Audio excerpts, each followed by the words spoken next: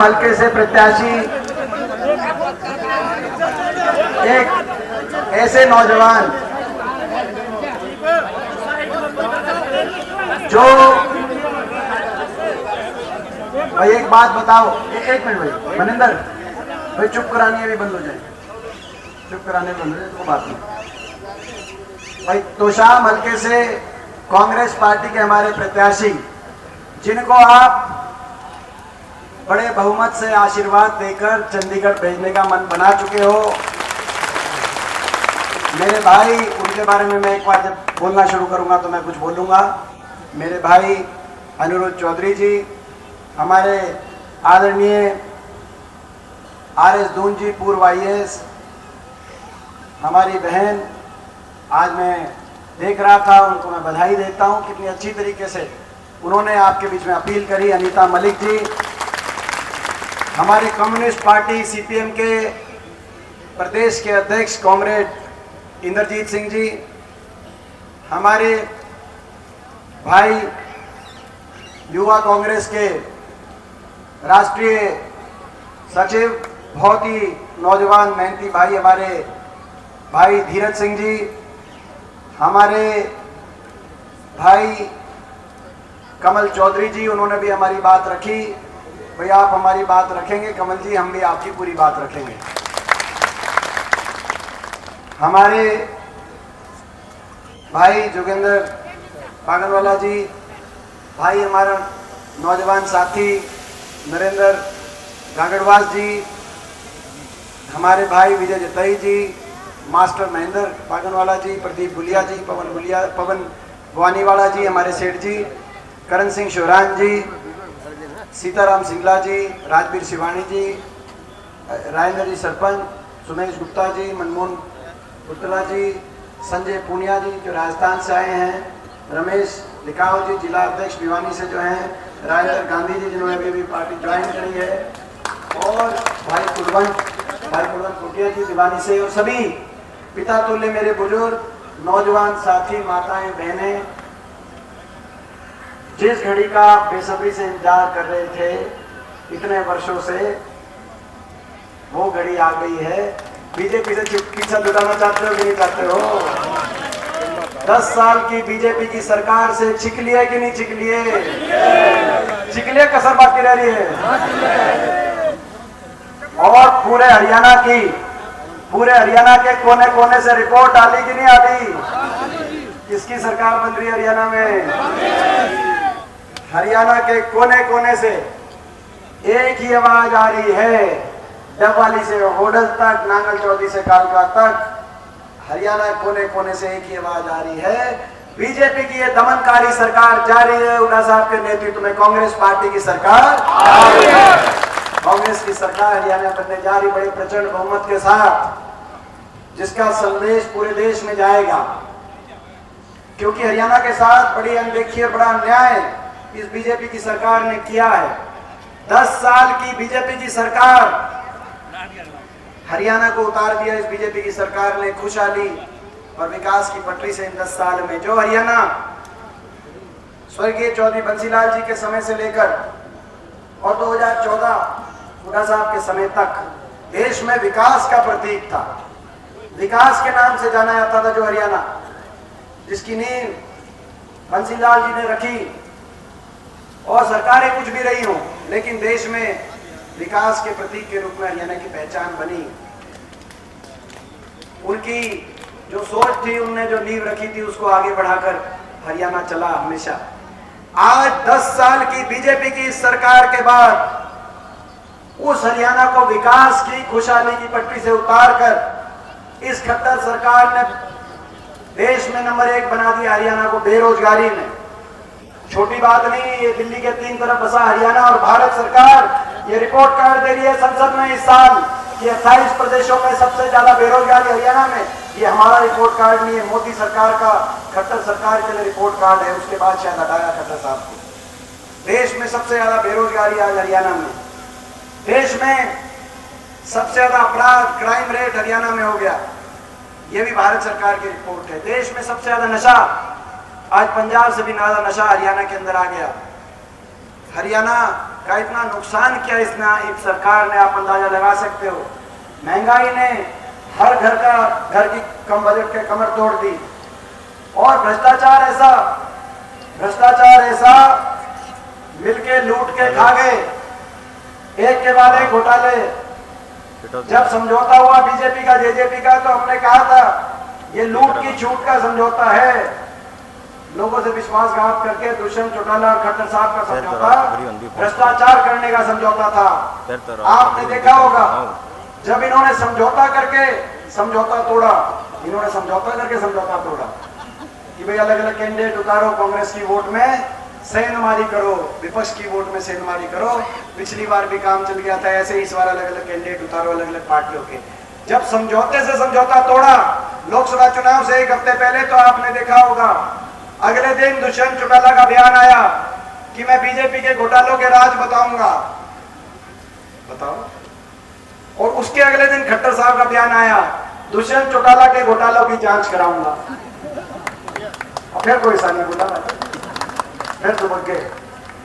बताओ, 5 साल तक मिलके लूट गए। कोई शराब घोटाला, कहीं माइनिंग घोटाला, कहीं रजिस्ट्री घोटाला, कहीं ग्वालपाड़ी घोटाला, कहीं मेट्रो रूट बदलाव घोटाला, कहीं रोडवेज का किलोमीटर स्कीम घोटाला, कहीं नगर निगमों के घोटाले। मिलके लूट के आंख मीचली एक दूसरे घोटालों से, और उसके बाद एक दूसरे के पोल कर रहे। डबल इंजन कह रहे थे कि डबल इंजन बन गया, खट्टर दुष्यंत डबल इंजन। वो डबल इंजन फेल हो लिया कि नहीं हो लिया? डबल इंजन रह गए, डब्बे तो बचा नहीं। इंजन और वो इंजन भी आपस में अलग अलग पटरियों पे बांध लिए। इलेक्शन आते नहीं बनी ना। डबल इंजन लूट का डबल इंजन था, डबल इंजन से लूट के प्रदेश को। और भाई अब मौका है तो शाम को आगे लेके जाने के लिए और विकास की तरफ लेके जाने के लिए असली डबल इंजन आपके बीच में खड़ा। भाई डबल इंजन को आशीर्वाद दे देना, हमारे डबल इंजन को, अनिरुद्ध डिफेंडर को। आप इस डबल इंजन को, वो खट्टर और दुष्यंत के डबल इंजन की तो झंडी पाट ली कि नहीं पाट ली? ये डबल इंजन, इस डबल इंजन को आप चंडीगढ़ में पहुंचा दो तो शाम हल्के को प्रदेश में नंबर 1 का हल्का बनाने की जिम्मेदारी ये हमारी जिम्मेदारी है। और ये ऐसे उम्मीदवार आपके बीच में आए हैं। जैसे ही कहा इन्होंने, मेरे भाई हैं, बचपन से मेरे सीनियर हैं। ये इन्होंने एक बात कही कि वे स्कूल में साथ पढ़ते थे, लेकिन ये मेरे सीनियर थे। तो भाई स्कूल में सीनियर थे और बहुत कुछ मैंने इनसे सीखा। मेरे बड़े भाई हैं, ये बहुत अच्छा क्रिकेट खेलते थे। इनको देख के क्रिकेट का मेरे को भी शौक हो गया था। तो ये बहुत भाई जो है अपना बहुत अच्छा, और बचपन में मैंने देखी, आज तक एक बात देखी है। भाई आप बताओ, ये अनिरुद्ध हमारा भाई इससे नरम कोई मिलेगा आपको? देखो भाई, छोटी बात नहीं है इतनी नरमाई, छोटी बात नहीं है। मेरा भी तजुर्बा है, मैं भी 5वीं बार संसद में पहुंच गया छोटी उम्र में। 5वीं बार देश की बड़ी पंचायत में मेरी उम्र में देश में कोई नहीं पहुंचा, लोगों ने बहुत आशीर्वाद दिया है। मेरा भी तजुर्बा है। और इस बार भी देश की दूसरी सबसे बड़ी जीत मेरे को अपने लोकसभा क्षेत्र के लोगों ने संसद में पहुंचाया है। मेरा भी तजुर्बा है, मैंने भी सत्ता भी देखी है, विपक्ष भी देखी है, हरियाणा में भी सरकारें देखी है, विपक्ष भी देखी है। और बहुत लंबे समय तक, पिछले 10 साल से संसद में हरियाणा की तरफ से मैं अकेला ही था विपक्ष में, बाकी तो सारी बीजेपी के थे। तो तानाशाही ताकतों से विपक्ष में रह के टकरा के भी मैंने देश की राजनीति की, जहाँ जो बिसात बिस्ती है देश की सबसे बड़ी पंचायत संसद, वहाँ हरियाणा प्रदेश से अकेले विपक्ष के सांसद 10 साल तक मैंने वहां भी लड़ाई लड़के देखा है। हर तरीके का तजुर्बा है। इतना काबिल और इतना नरम आपको जनप्रतिनिधि नहीं मिल सकता, ये मैं आज आपसे लिखने देना चाहता हूं। और भाई देखो, मैं आपसे पूछना चाहता हूं, हरियाणा में कांग्रेस की सरकार आ रही है? हरियाणा में कांग्रेस की सरकार आ रही है। भाई अनिरुद्ध शरीफ हैं, नरम हैं, ईमानदार हैं, जीवन में इनका अब इन्होंने सब कुछ जीवन में एक लक्ष्य कि अपना हल्के का विकास हो, सबकी सेवा करो, तो भाई इन्होंने ऐसा प्रण ले लिया है।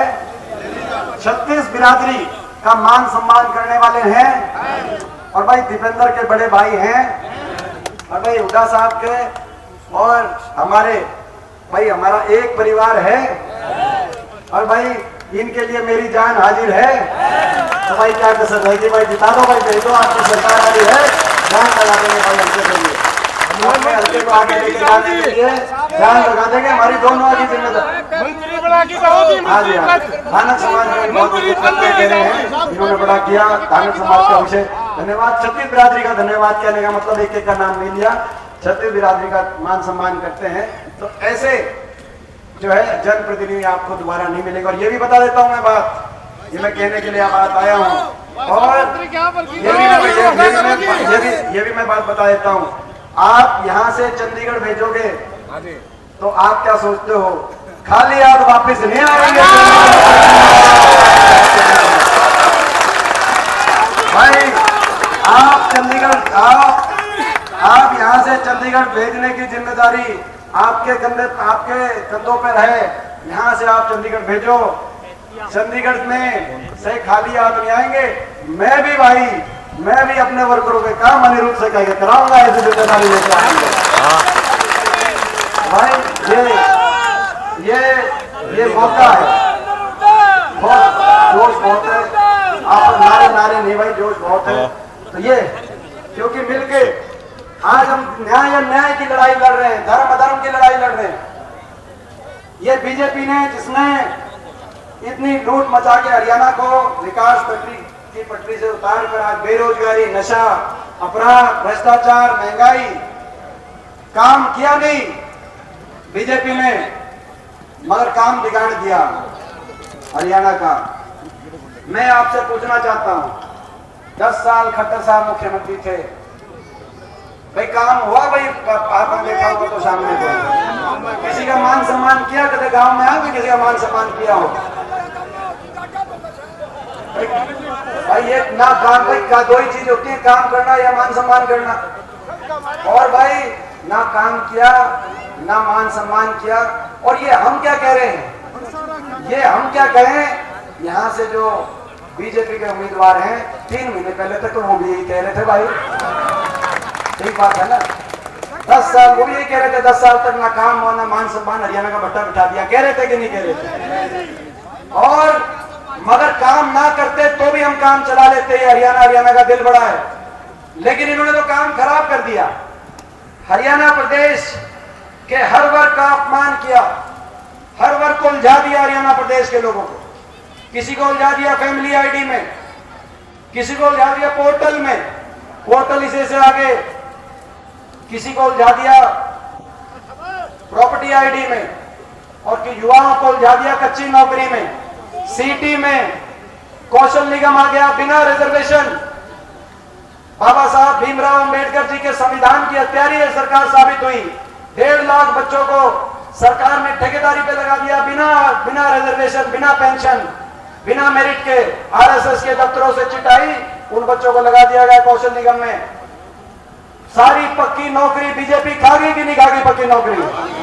और एचपीएससी के दफ्तरों में 1.5 करोड़ रुपए अनिल नागर के पकड़े गए, जो सचिव थे एचपीएससी के, जिनको खट्टर साहब ने लगाया था सचिव, वो तो उनके दफ्तर में पकड़े गए। वो भर्ती तो रुक गई, लेकिन जिन भर्तियों में नहीं पकड़े गए या जिन भर्तियों में घर पे लिए गए थे, ये तो दफ्तर में पकड़े गए। मतलब इतना खुला काम चल रहा था, इतना खुला काम चल रहा था, अंदाजा लगाओ। पेपर लीक पे पेपर लीक, भर्ती घोटाले पे भर्ती घोटाले, तारीख पे तारीख। नौजवानों को एक भी बड़ी लिस्ट नहीं आई पिछले 5 साल में, और पिछले 10 साल में भी सरकारी 2 लाख सरकारी पद को समाप्त करने वाली है सरकार। केवल ग्रुप 1 और ग्रुप 2 की नौकरी आई। ग्रुप 1 और ग्रुप 2 में हरियाणा से ज्यादा हरियाणा के बाहर के बच्चे लगे क्लास 1 क्लास 2 में। हरियाणा के बाहर के बच्चों को अवसर मिला। एचसीएस, असिस्टेंट प्रोफेसर जैसी लिस्टों के अंदर, एसडीओ जैसी लिस्टों के अंदर 99 में 77 बच्चे बाहर के। एक तो ऐसी लिस्ट आई थी, आपने देखा, 70 में से 68 बच्चे बाहर के, एचसीएस में बाहर के बच्चे। कहीं और तो ऐसा नहीं होता देखा हमने हरियाणा में, जैसा इन्होंने काम किया।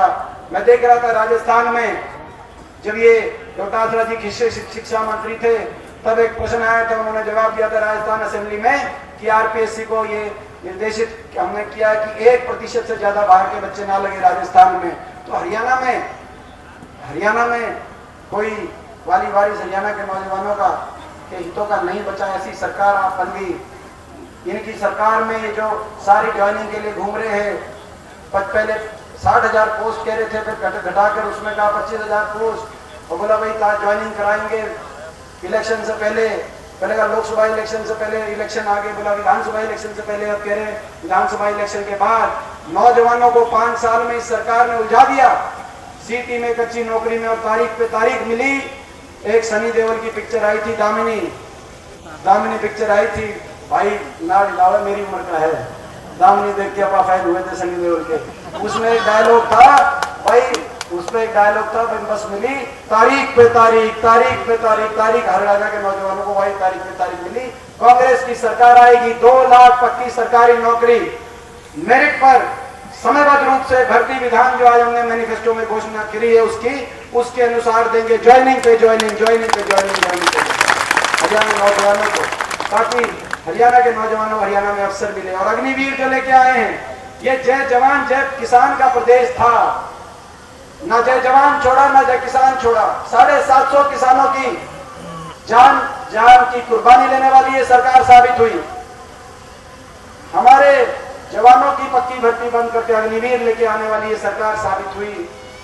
ये जय नौजवान का प्रदेश था, देश में सबसे ज्यादा बेरोजगारी लाने वाली ये सरकार साबित हुई। जय संविधान का प्रदेश था, बाबा साहब भीमराव अंबेडकर जी के संविधान को अपने पैरों तले कुचलने वाली ये सरकार साबित हुई।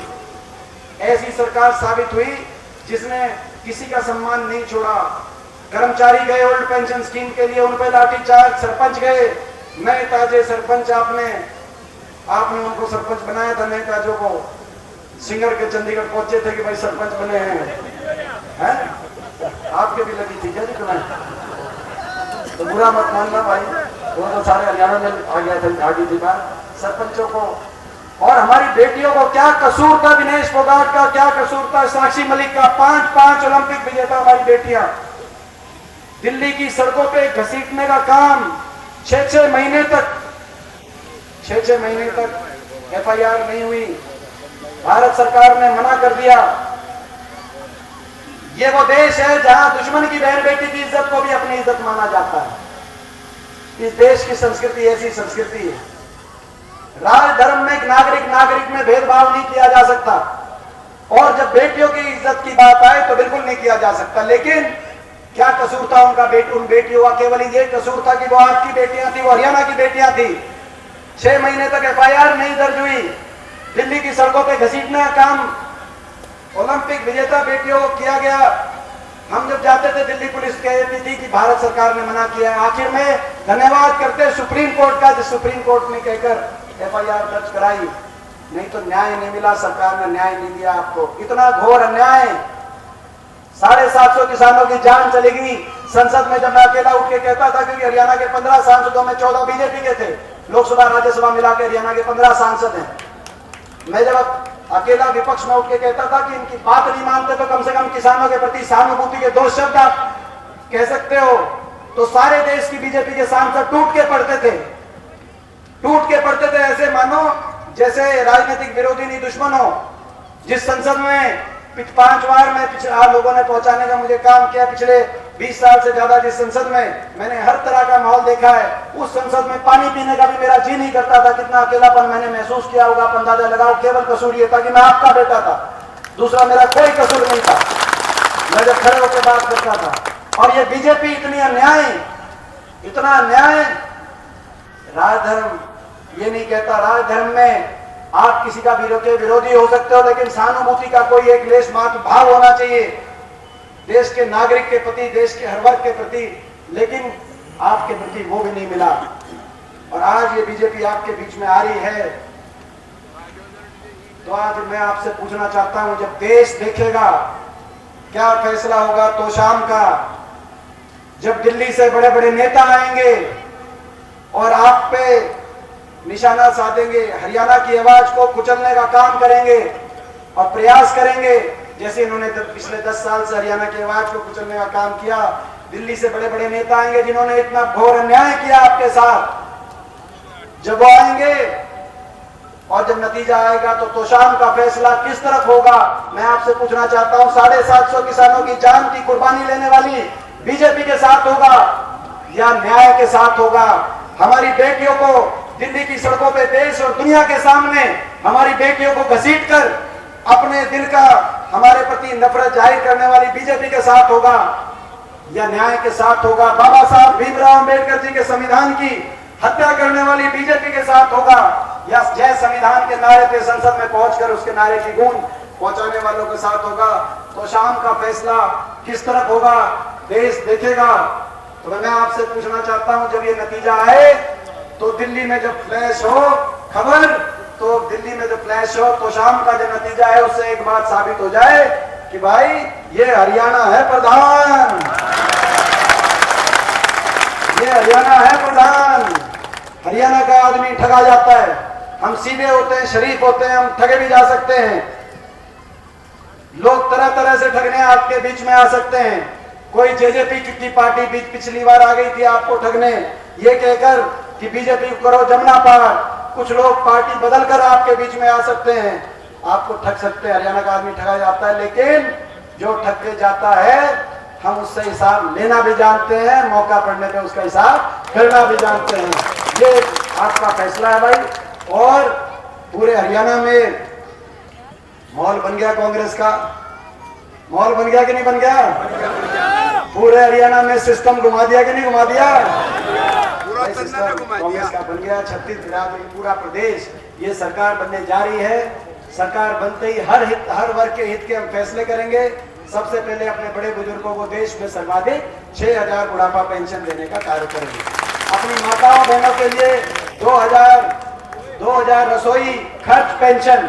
18 साल से बड़ी कोई भी हमारी बहन है, 18 साल से लेकर 60 साल तक की माता, क्योंकि इतनी महंगाई हो गई है।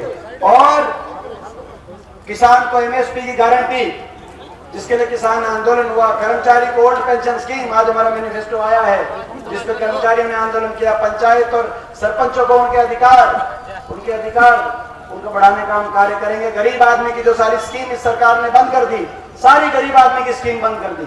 100 गज के प्लॉट की स्कीम, मकान की स्कीम। भाई पिछले 10 साल से किसी का कोई 100 गज का प्लॉट आया? भाई सारे हल्के के आदमी बैठे हैं, मकान आया भाई किसी का? तो भाई इन्होंने सारी स्कीम बंद कर दी। तो 100 गज के प्लॉट की स्कीम को दोबारा एससी वर्ग के, हमारे समाज के परिवारों के लिए, बैकवर्ड समाज के और छत्तीसगढ़ आदि के परिवारों के लिए, बीपीएल परिवारों के लिए 100 गज के प्लॉट की स्कीम को दोबारा शुरू कराएंगे। और जरूरतमंद को 3.5 लाख तक की आर्थिक सहायता से इंदिरा आवास योजना में मकान दिलवाने का कांग्रेस पार्टी काम करेगी। और राजस्थान की अशोक गहलोत सरकार के तर्ज पर, राजस्थान कांग्रेस सरकार के तर्ज पर हारी बीमारी हो जाए, किसी को कोई तकलीफ दुख ऐसी बीमारी हो जाए तो बहुत बड़ा खर्चा इलाज में लग जाता है, घर के घर बर्बाद हो जाते हैं। 25 लाख तक की आर्थिक मदद सरकार से चिरंजीवी योजना में राजस्थान की हमारी सरकार, ये हमारी सरकार गरीब की सरकार होगी। हमारी सरकार गरीब की सरकार होगी। हमारी सरकार किसान की सरकार होगी। हमारी सरकार बड़े उद्योगपति घरानों के इशारे पे चलने वाली सरकार नहीं होगी।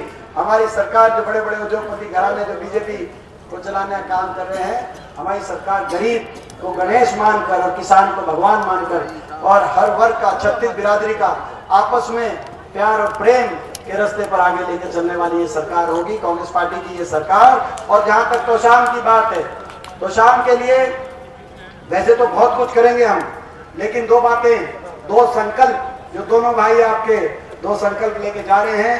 एक तो माइनिंग, जहां तक माइनिंग की बात है, खाने की बात है, बहुत ही अच्छी तरीके से इसको माइनिंग को और बढ़ाकर, लेकिन इस तरीके से कि भाई जो रोड़ी बजरी है उसका भाव कम हो, लोगों के पहुंच में रहे और माइनिंग बहुत सुचारू तरीके से, पारदर्शिता तरीके से लोगों के लिए यहाँ पे माइनिंग चले। तो माइनिंग के को हम बहुत अच्छी रूप से आगे लेके जाके, ताकि हजारों लोगों का, लाखों लोगों का जो रोजगार का अवसर भी मिले। माइनिंग इस तरह से हो कि माइनिंग में कोई खनन माफिया ना बढ़ जाए और भाई कोई अवैध रूप से उसका कोई वो ना करे। और जो भाई दूसरी बात जो है यहाँ पे बात आई अभी, मेरे ख्याल हमारी बहन जी बोल रही थी या कमल जी बोल रहे थे, उन्होंने कहा पानी की बात कह रहे थे, अनिरुद्ध जी ने भी मेरे को ये बात बताई कि कई गांव में नहरी पानी और पीने के पानी की कमी कसर अपने तो शाम हल्के में है। भाई ये भी हम संकल्प लेके जाते हैं। भाई ये चौधरी बंसीलाल जी ने जैसे पानी पहुंचाया था, चौधरी बंसीलाल जी ने जैसे पहुंचाया था, आज हम स्वर्गीय चौधरी बंसीलाल जी, जिनके मेरे दादाजी के एक भाई जैसे संबंध थे, आज हम बंसीलाल जी को याद करके और ये संकल्प लेते हैं भाई ये दोनों भाई बंसीलाल जी की तरह तो शाम के गांव में पानी की कमी नहीं रहने देंगे। याद